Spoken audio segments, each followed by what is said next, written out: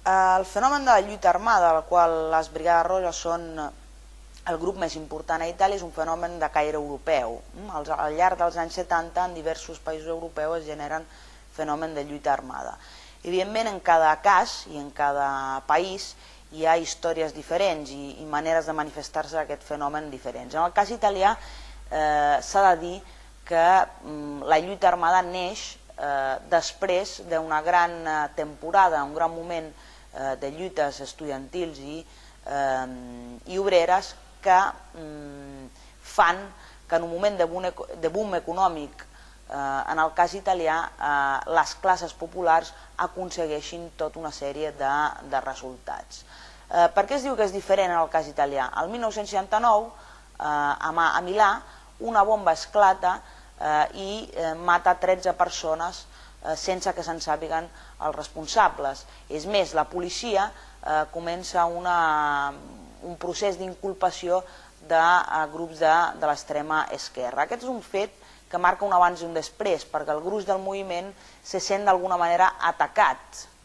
Hi ha la sensació, s'estén la sensació de que en un moment de progrés dels drets i de les possibilitats de les classes populars, per part de l'Estat hi ha una reacció violenta. I és dins d'aquest clima, d'aquesta situació, que alguns grups es decanten finalment per la lluita armada. És el cas d'un grup creat el 1970, que és el Col·lectiu Metropolità de Milà, que derivarà cap a les Brigades Roges. Els grans dirigents, els fundadors de les Brigades Roges són tres, són Maracagol, Renato Curcio i Alberto Franceschini.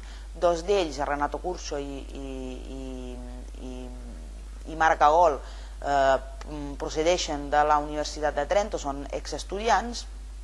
Un altre és un treballador que després d'haver militat al Partit Comunista a Reggio Emilia acaba a Milà i es vincula en aquest moviment, que encara no és directament de lluita armada. Les primeres accions de les Brigades Roges, de fet, són accions que es podien inscriure dins de la lluita una mica més radicalitzada. Es tracta de cremar el cotxe de dirigents d'empreses, fer atemptats demostratius, etc.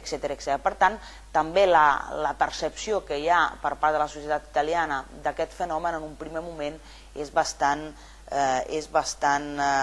com diria jo, tranquil·la. Es considera que són companys que potser han escollit una via que d'altres no escollirien, però que encara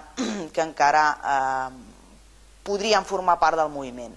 Hi ha un primer gir que és el 1973, perquè el 1973 passen dues coses. Per un costat hi ha l'esclat de la crisi econòmica derivat del petroli i per l'altre costat hi ha la crisi a Xile, que seran dos elements que influiran i molt sobre el futur també d'aquest grup.